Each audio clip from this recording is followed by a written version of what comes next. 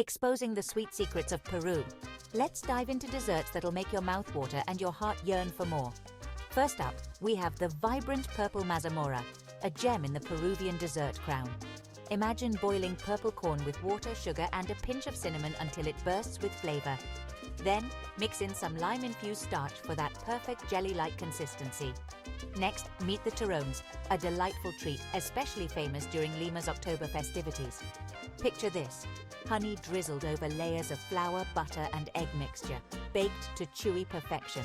Sprinkle some sesame seeds on top, and voila, a snack that's both rich and divine. Don't forget about picarones. These aren't your average donuts.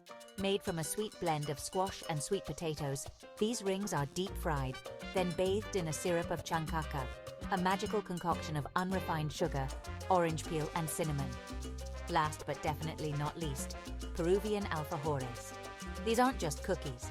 They're a heavenly sandwich of smooth caramel-like manjar blanco between two layers of melt-in-your-mouth pastry dusted with icing sugar. Simple yet unbelievably exquisite. There you have it. 4 fantastic Peruvian desserts that promise a one-way ticket to Flavor Town. Which one will you try making first?